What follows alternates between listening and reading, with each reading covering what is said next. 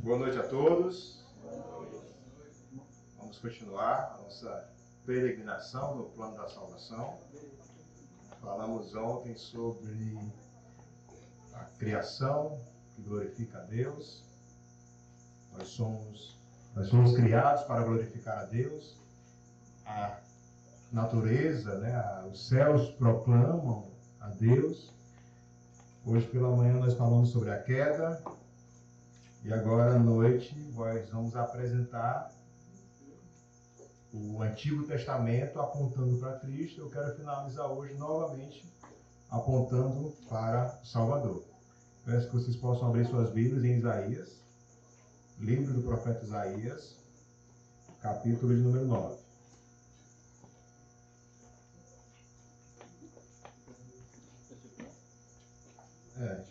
Vai ser do 1 até o 7. A gente vai trabalhar somente neles. Quer dizer, esperamos eles. Isaías, capítulo 9.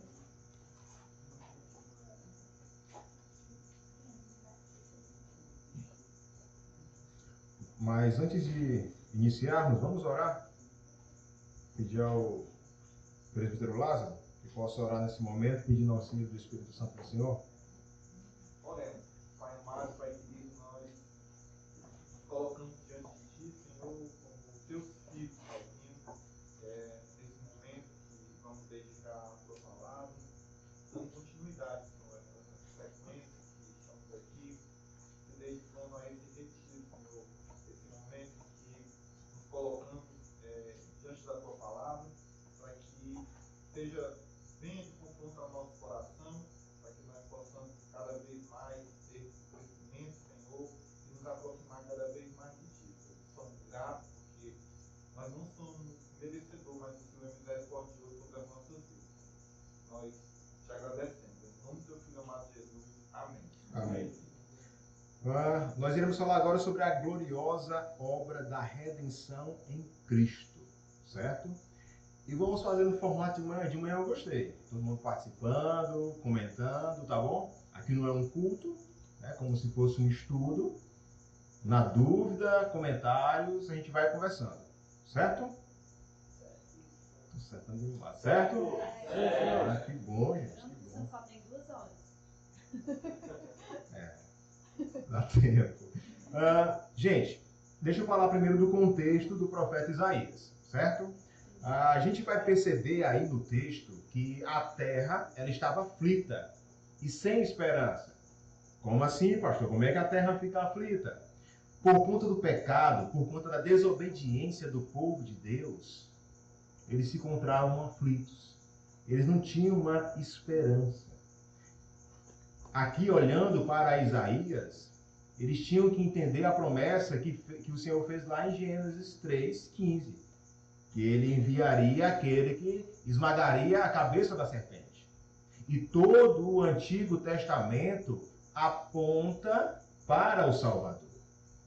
E é isso que o povo de Israel deveria esperar. Esperar o Salvador. Esperar o Messias. E nisso, o povo, nessa espera, eles deveriam obedecer a Deus.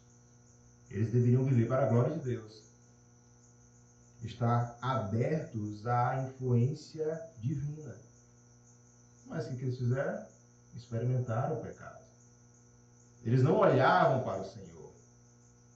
Eles deveriam esperar o Senhor, aquele que esmagaria a cabeça da serpente, mas ao invés de confiar no Senhor, o que eles fizeram?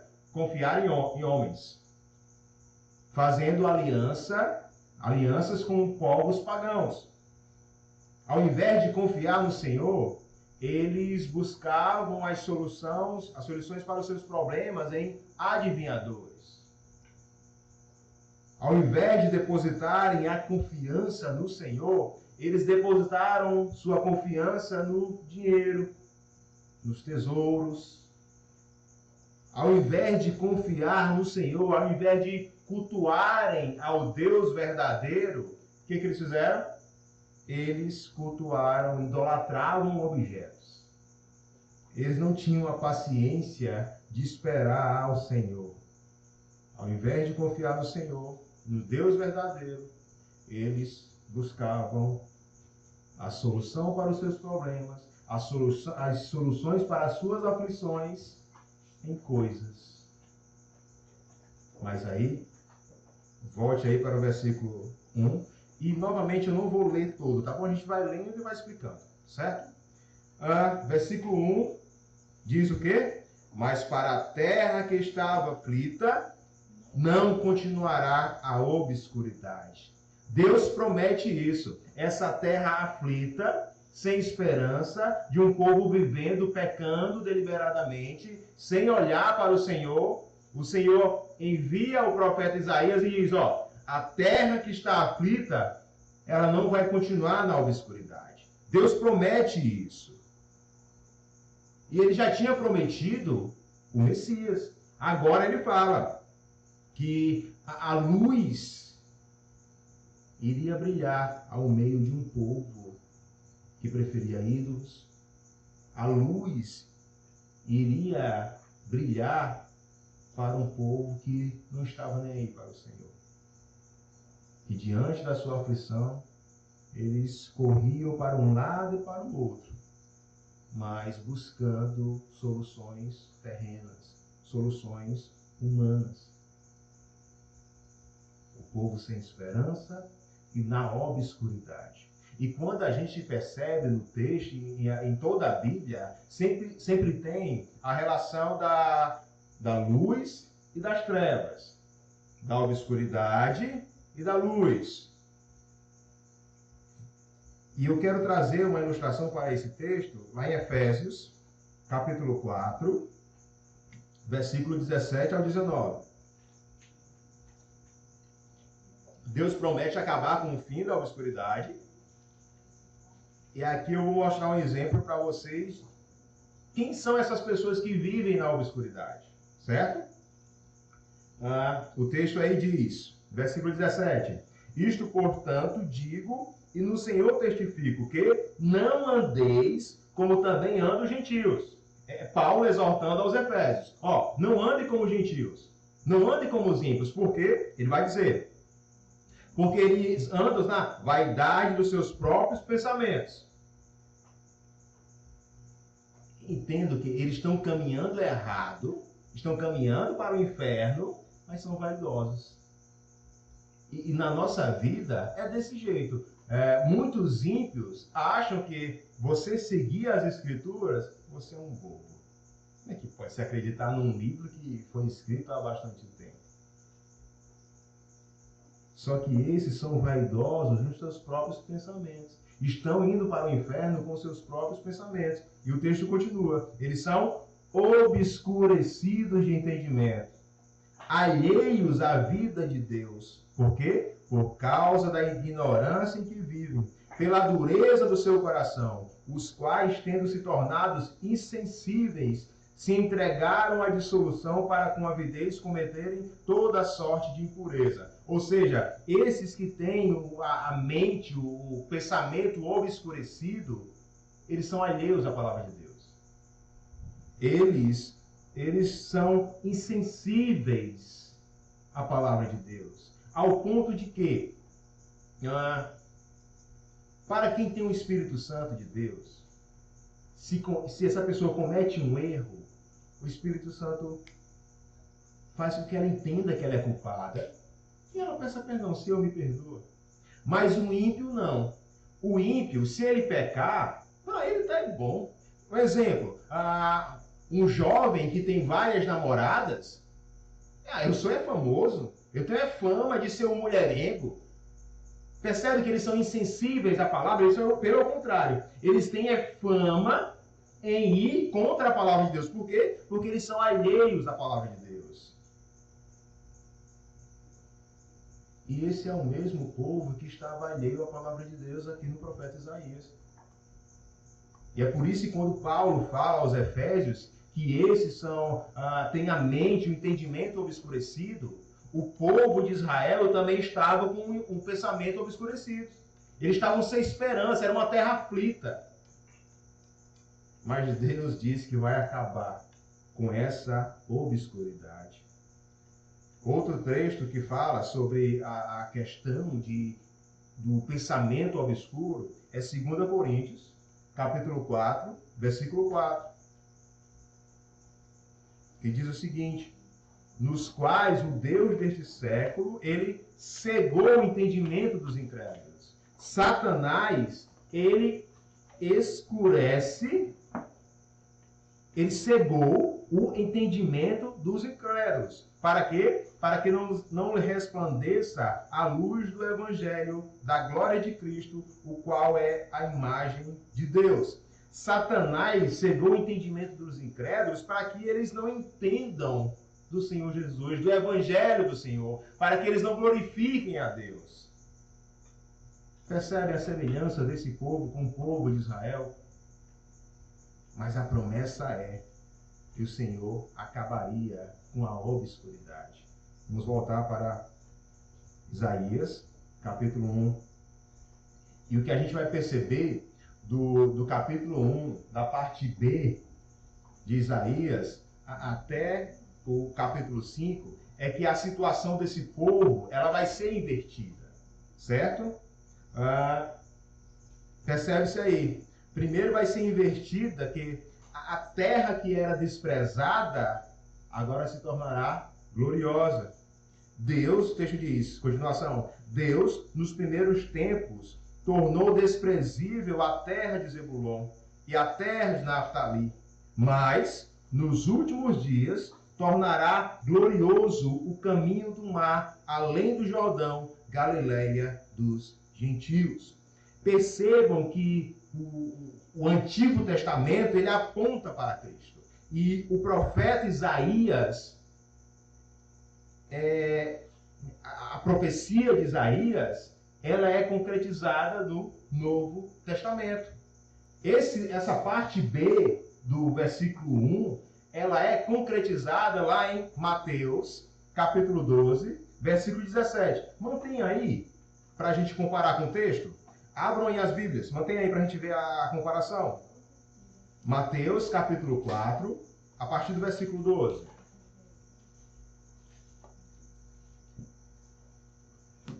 Aqui Deus fala que nos primeiros tempos tornou desprezível a terra de Zebulon, e Naftali, mas nos últimos dias tornará glorioso o caminho do mar, além do Jordão, Galileia dos gentios.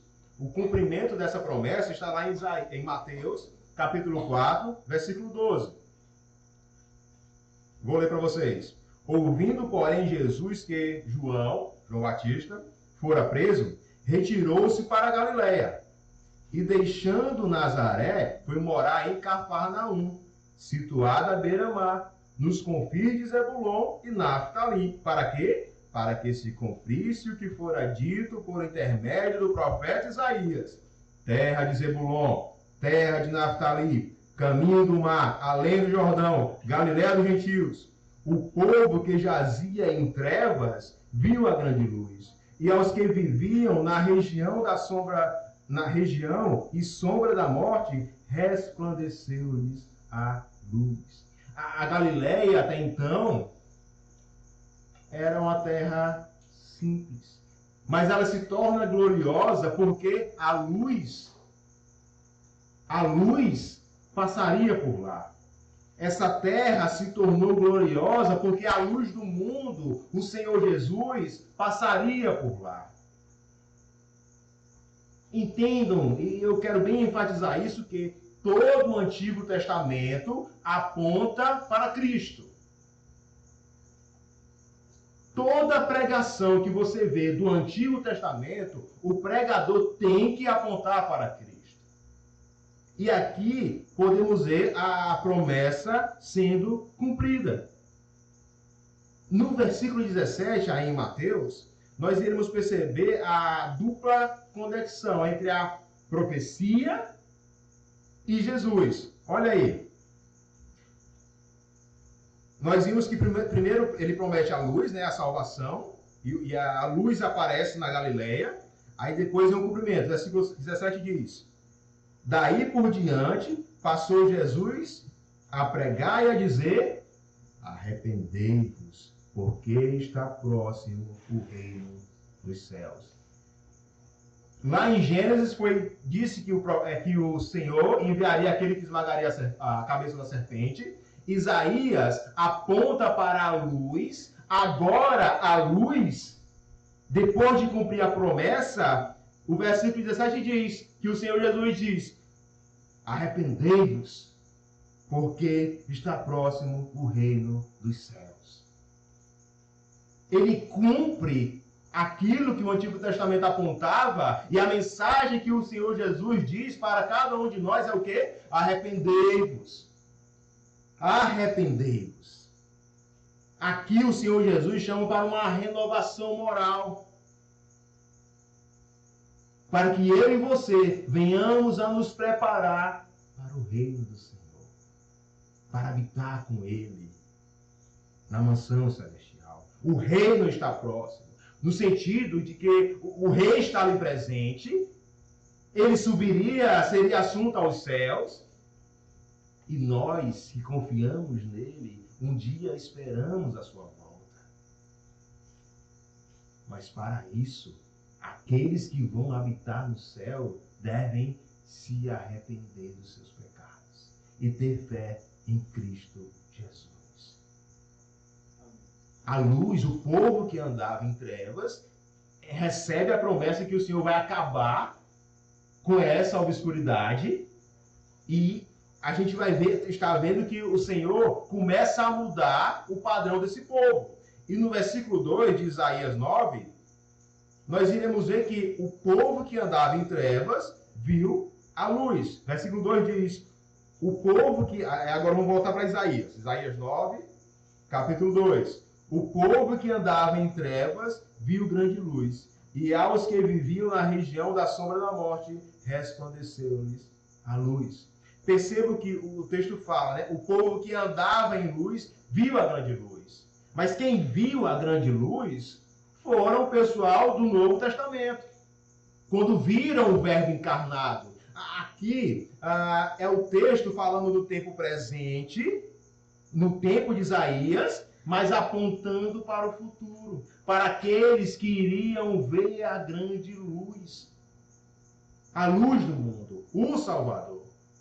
E aqueles que viviam sem a esperança, o Senhor diz, aquele que vai esmagar a cabeça da serpente vai vir. A luz do mundo é ela que vai dar esperança para vocês que são um povo aflito. A situação de vocês vai mudar. Outra situação que muda para esse povo está no versículo 3. Um povo que estava sem esperança, triste, agora tem alegria diante do Senhor. Versículo 3 diz, tens multiplicado este povo, a alegria lhe aumentastes, alegram-se eles diante de ti, como se alegram na ceifa e como exulta quando repartem os despojos. O povo, quando vê a grande luz, quando entende do Evangelho, quando não tem mais o entendimento obscurecido, esse povo é alegre. Quando entendemos o que Cristo fez por nós somos alegres. Bem-aventurados. Porque se nós almejamos o céu, não é pelos nossos méritos, é pelos méritos de Cristo. E ele fala que o povo que está aflito vai se alegrar diante do Senhor, diante da luz. E ele diz, a alegria, ele faz a comparação com aqueles que se alegram na ceifa. Nós que somos nordestinos, nós temos uma noção do que é isso aqui, de ver um roçado, né, com fartura, com muito feijão. Enfim, quando a gente vê um tempo de chuva, aqueles que vivem da terra, quando tem uma estação boa de chuva, eles se alegram, porque tem fartura. Eles têm o que comer e eles têm o que vender. E são alegres. É isso que ele faz a comparação. E outra coisa que ele faz, exultam quando repartem os despojos. Os despojos é o quê? Se um exército derrotasse um outro exército, eu poderia ficar com os bens. com ouro, enfim, com os bens do povo que foi derrotado. Isso são os despojos. E quando as pessoas recebem esses despojos, elas ficam felizes. E o texto fala que o povo, ele estava alegre diante do Senhor. Ele enfatiza a alegria daqueles que estão em Cristo. Mas entendam, olhem para o texto. A alegria deles era diante do Senhor. Não dependia da condição. Eles eram alegres no Senhor. Um povo aflito que agora está alegre. Outra situação invertida é o que a gente vai ver no versículos 4 e 5, que o jugo que o povo andava, o jugo foi quebrado. O verso diz: porque tu quebrastes o jugo que pesava sobre eles, e a vara que lhes feria aos ombros, e o cetro do seu opressor, como no dia dos midianitas. Entendam que aqui é um povo que sofre na mão dos imperadores assírios. Os imperadores se deleitavam em impor jugo pesado no povo, trabalho pesado no povo. Agora imagine todos nós aqui, sendo escravos, trabalhando arduamente, cansados. Aí vem alguém e promete algo a vocês, ó, o que vocês estão passando vai acabar. Esse sofrimento que vocês estão passando, esse jugo pesado que é colocado sobre vocês, isso vai passar. Isso traz alegria ao povo. Isso traz alegria ao povo. Porque o Senhor é que vai acabar, é o que vai destruir esse jugo. Porque o texto fala, por quê, Senhor? Tu quebrastes o jugo que pesava sobre eles. Esse sofrimento que o povo tinha, é o Senhor que vai quebrar. É o Deus Todo-Poderoso que vai acabar com esse exército. Hoje nós temos exércitos poderosos, tipo o exército russo, o exército americano, que é considerado por muitos um exército forte, mas nenhum desses é tão forte ao ponto de derrotar o exército do Senhor. O Senhor acaba com tudo no estalar dos dedos. E é esse que promete que vai acabar com o sofrimento do povo. E é esse que promete que vai acabar com o nosso sofrimento. Nós passamos por dificuldades. Todos nós passamos por dificuldades. Se eu colocasse o microfone aqui na frente e pedisse a cada um, fala suas dificuldades. Fala o que você está passando. Fala o que você tem chorado. Por que você tem chorado? Não sei se sairemos daqui amanhã, Marisa. Porque com certeza todos nós temos problemas. Temos dificuldades. Mas esse Deus promete que um dia tudo isso vai acabar. Todo sofrimento vai acabar. Não terá mais pecado. Não terá mais conflito familiar. Não terá mais a perseguição de pessoas. Será um momento perfeito. Mas o Senhor diz para esperarmos a volta de Cristo, esperarmos o Senhor. Enquanto Ele não chega, que possamos glorificar o nome do Senhor, buscar o Senhor. Esse povo que sofria, o Senhor promete acabar com o jugo que pesava sobre eles. E o Senhor Jesus, Ele nos promete um jugo, mas um jugo suave. Mateus 11, 29 e 30 diz, tomai sobre vós o meu jugo e aprendei de mim, porque sou manso e humilde de coração, e achareis descanso para a vossa alma, porque o meu jugo é suave e o meu fardo é leve. Ele nos promete isso. Um povo que sofria na mão dos imperadores agora diz que o seu jugo será destruído. É o Senhor que promete isso. Vai ter um momento em que não terá mais guerra. Para que guerra? Ninguém vai pecar mais, Gabriel.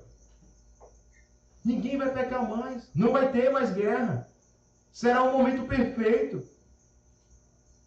E quando a gente olha para Isaías, capítulo 9, versículo 5, vejam o que é que o texto diz.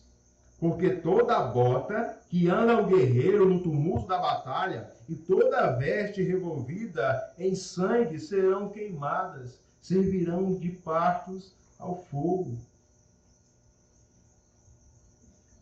A ideia é o que o guerreiro, quando ele se arma, né, quando ele vai para uma guerra, ele veste a sua farda, né, ele vai todo paramentado, com botas, porque não tem como ficar num campo de batalha sem botas.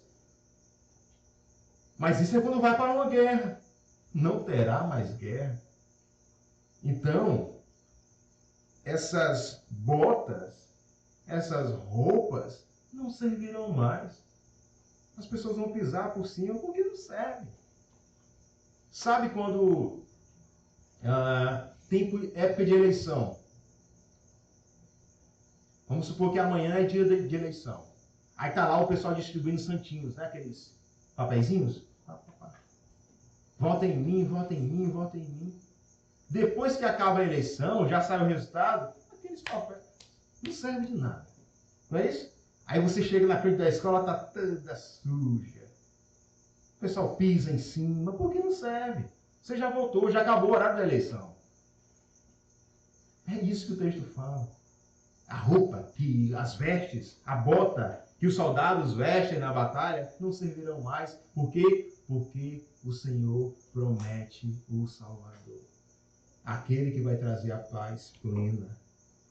Aquele que vai mudar a mente daqueles que têm a mente obscura para entender da luz, para entender do Senhor Jesus. No versículo 7 e 6 e 7, nós iremos ver que Deus envia essa esperança. Esse que trará a luz.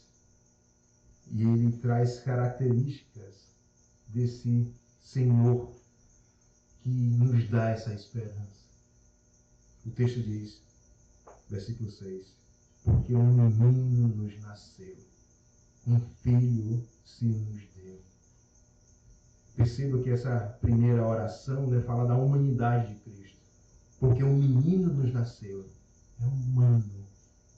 Cristo é homem e Deus, é que ele fala, o menino nos nasceu. Aí o versículo 6 continua, o governo está sobre os seus ombros. Aqui fala da divindade de Cristo. O Deus verdadeiro homem, o verdadeiro homem e o verdadeiro Deus.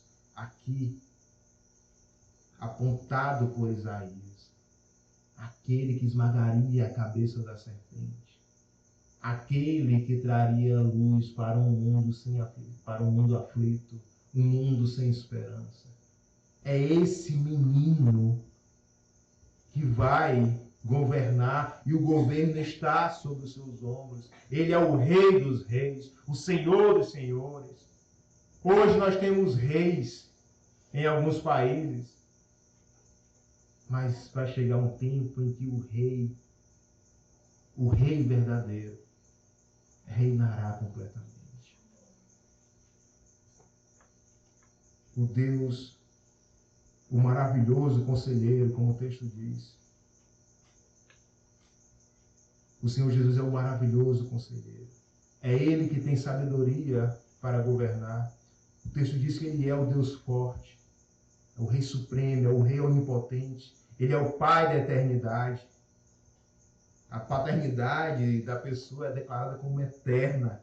Ele é o príncipe da paz. É Ele que vai trazer paz para todos nós. Para que se aumente o seu governo e venha paz sem fim sobre o trono de Davi, sobre o seu reino, para estabelecer e afirmar mediante o juízo e a justiça, desde agora e para sempre. O zelo do Senhor dos Exércitos o fará isso. Amados, aqui é o Senhor Jesus, aquele que Gênesis pregou, aquele que Isaías aponta, aquele que todo o Antigo Testamento aponta. E agora, quando sabemos que Cristo já habitou nessa terra, quando sabemos que Ele sofreu, morreu pelos nossos pecados, que durante Ele estava entre nós, encarnado, Ele disse que nós devemos nos arrepender dos nossos pecados, porque próximo está o reino dos céus. Se você está aqui e ainda não entendeu do Evangelho, saiba que o seu destino é um inferno. A sua mente é obscura. Não caminhe para o inferno, ore. No final nós iremos orar. E confesse ao Senhor os seus pecados, na certeza que Ele perdoa pecados. Não saia daqui sem pedir perdão ao Senhor. Arrependei-vos, porque está próximo o reino dos céus. Amados, eu falei e vou repetir. Pode ser que as pessoas estejam servindo ao Senhor, sabe? No sentido de fazer algo, fazer aquilo outro, e não entenderam do Evangelho, não tiveram uma vida transformada, não se arrependeram dos seus pecados, não confessaram os seus pecados. Amados, que venhamos a confessar os nossos pecados, na certeza que Ele é fiel e misericordioso para perdoar pecados. Não vivamos um teatro, achando que enganamos o próximo. Nós só se enganamos. Deus vê tudo. Deus vê quando nós falhamos. Essa é a mensagem. Se arrependam dos seus pecados. Não viva na obscuridade. Olhe para a luz. Olhe para Cristo. Olhem para o Salvador. Olhem para aquele que deu a vida por nós. Pare de pecar deliberadamente. Pare de viver como se Deus não existisse, amados. Se arrependam. Se arrependam. Olhe para o Salvador. Olhe tudo que Ele fez por nós. Se você que está aqui, que professou a sua fé, está passando por dificuldade, eu vou repetir. Tenha paciência. Viva conforme a palavra de Deus. Por mais que o mundo te coloque para você pecar contra o Senhor, para que você venha a desobedecer a Deus, continue perseverando. Continue. Busque a liderança, busque o conselheiro, me ajuda. Eu não consigo sair desse pecado, eu não consigo deixar disso. Continue a viver conforme a palavra de Deus, porque o Senhor Jesus vai voltar. E será um momento perfeito. Não vai ter morte, não vai ter doença. Vai ser um momento perfeito, mas enquanto esse dia não chega, perseverem. Perseverem no Senhor. Olhem para o Salvador. Não brinquem de ser crentes. Não brinquem. Que Cristo possa ser glorificado em nossas vidas. O Senhor veio ao mundo para salvar pecadores. Eu quero acabar com 1 Timóteo, capítulo 1, versículo 15. 1 Timóteo, capítulo 1, versículo 15. Eu queria que todos pudessem ler juntos.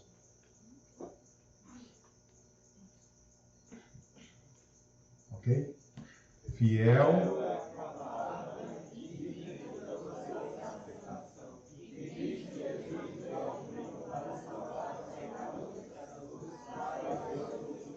Paulo fala Timóteo, eu sou o principal dos pecadores. Eu sou o principal dos pecadores. Nós somos pecadores. Mas isso não é uma carta branca para a gente viver pecando. A gente deve buscar viver conforme a palavra de Deus. E se viermos a pecar, nós temos um advogado fiel. Se arrependam, meus irmãos. Se arrependam. Se voltem para o Salvador. Que o Senhor possa aplicar essa palavra em nossos corações.